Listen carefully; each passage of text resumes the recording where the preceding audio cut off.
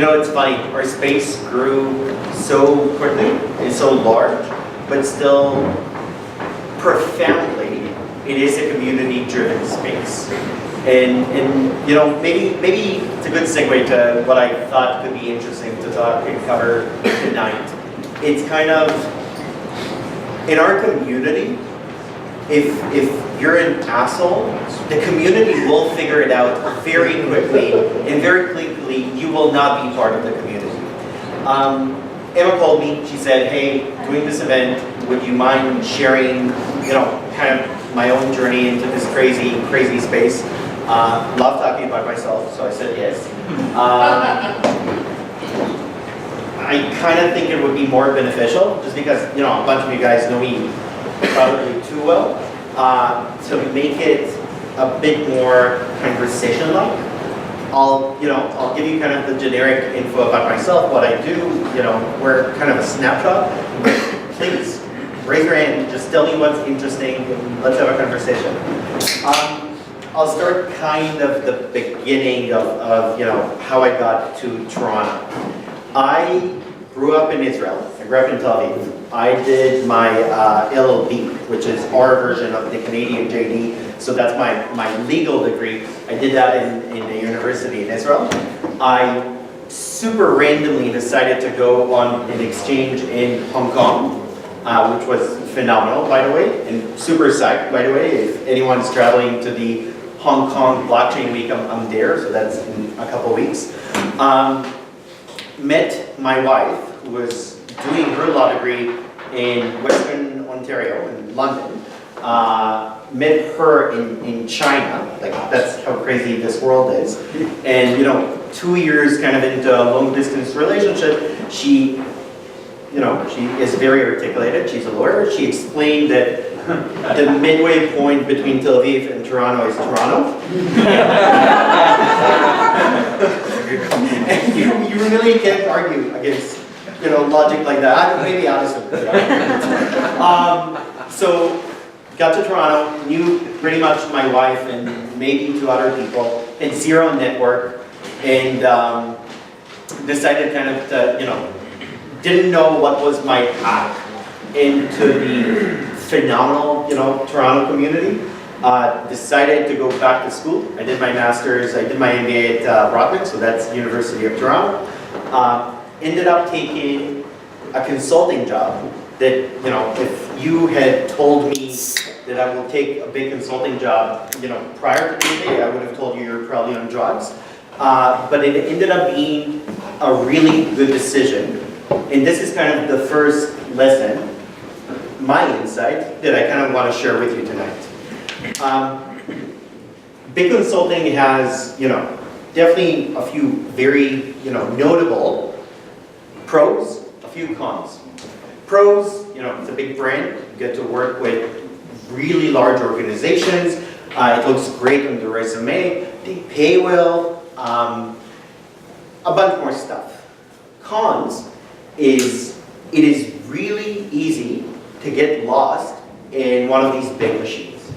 So I don't know, you know, the people that I don't know here, whatever your background is, at some point of your life, you will go through some big institution. It could be, you know, for myself it was the army, then university, and then, you know, big enterprise. For people it could be banks, it could be, you know, really a slew of things. What I found, and this kind of guided my way through my career in consulting, is that even though there's a framework, even though there's this set and sometimes even rigid way that organization likes doing things, it does not mean that you have to really, you know, try to squeeze yourself into that mold to be successful. As entrepreneurs, we are entrepreneurs because we reject models. Because somebody says, this is how things work, and we look at it and say, that's fucking bullshit. That's it. That's what an entrepreneur does. We reject models because we think, and sometimes we're wrong, don't get me wrong. We think that we figured out a better way.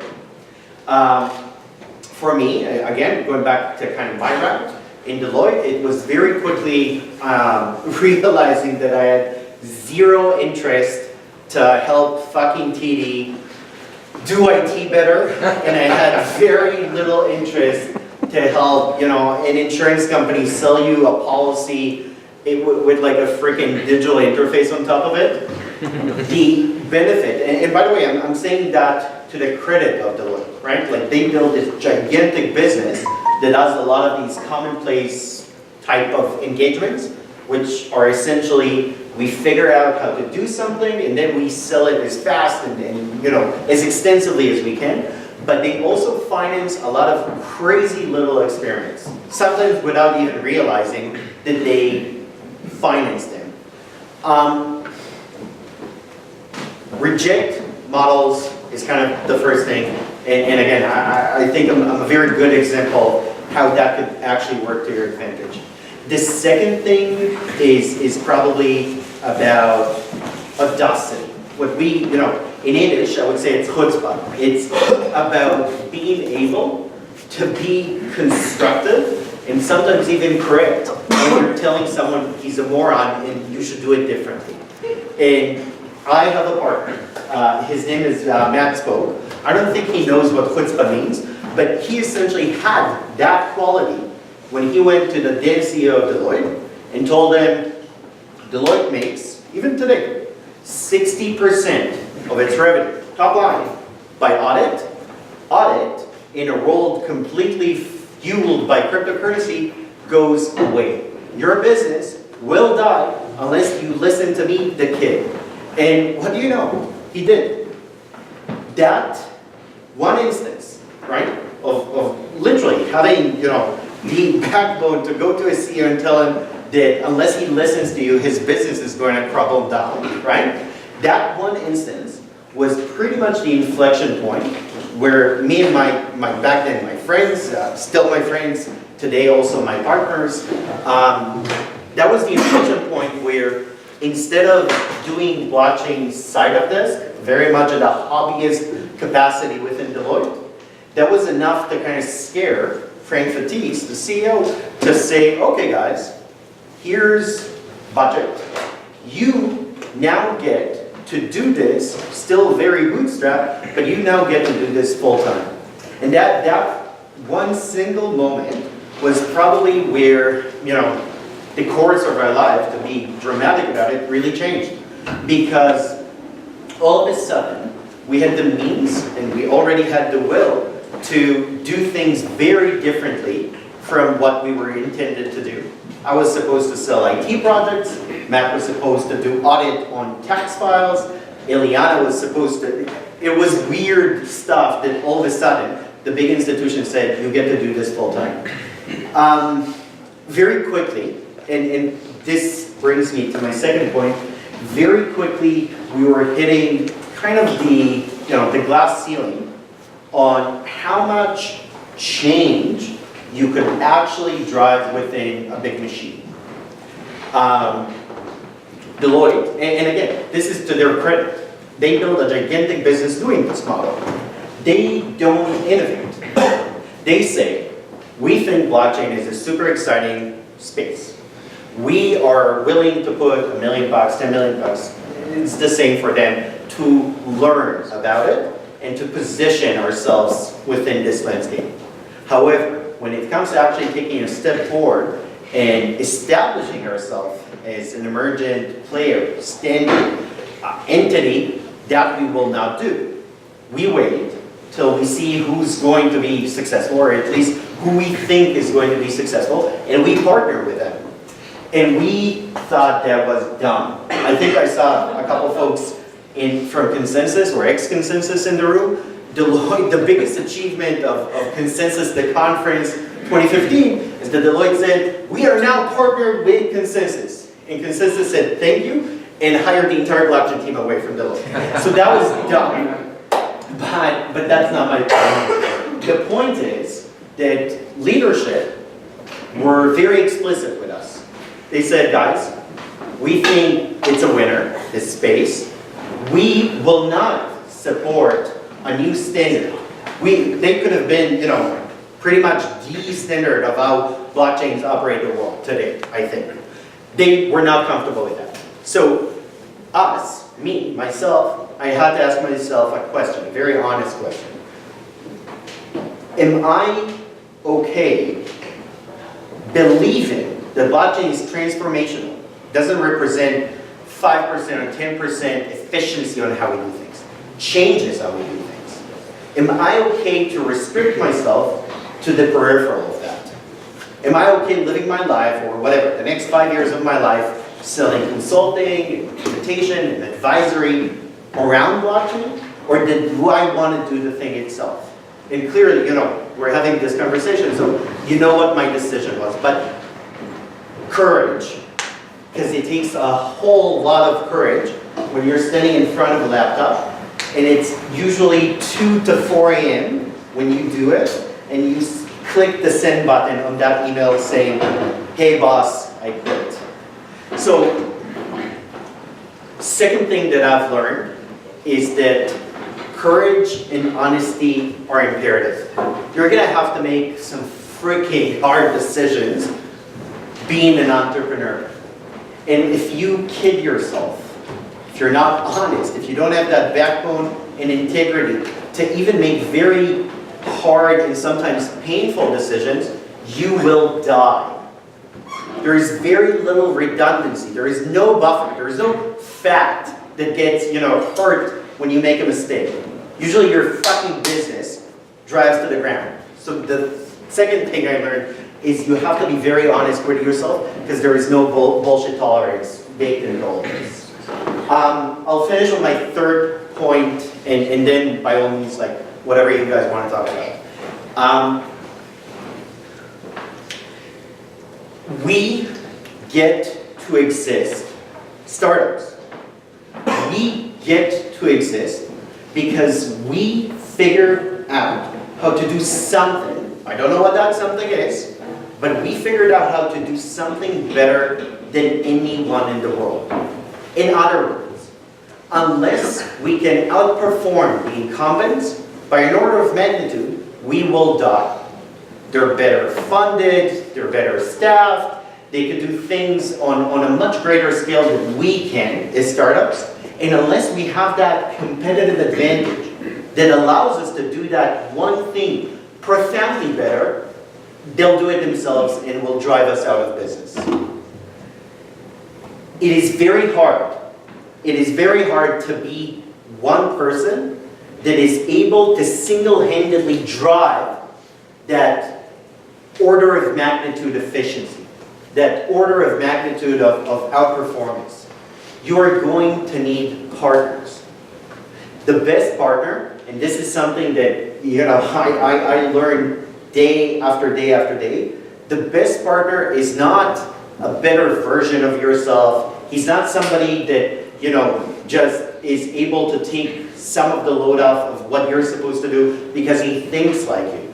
The best partner is actually somebody very different from you. He's someone that brings to the table a very different skill set than your own.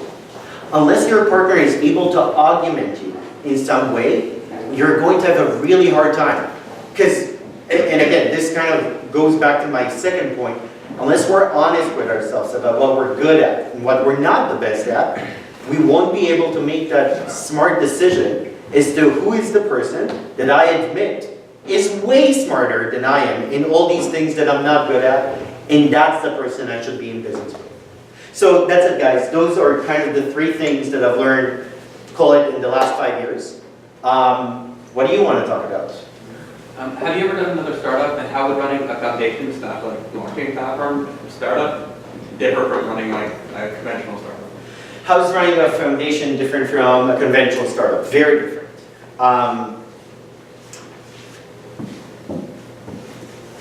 Let's talk about ICOs. When we, in 2017, we had the notion, and sorry, I say we, but literally I knew the industry. We kind of told the world there's this awesome new business model that allows us to build nothing, right?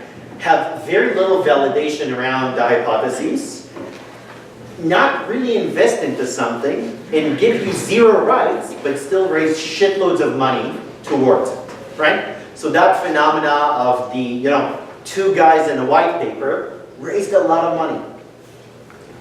ICOs, and this is something that it kind of pains me on a personal level, have been abused with the original intention, meaning can we actually absorb decentralization into the DNA of the organization, right? That's kind of what Ethereum did.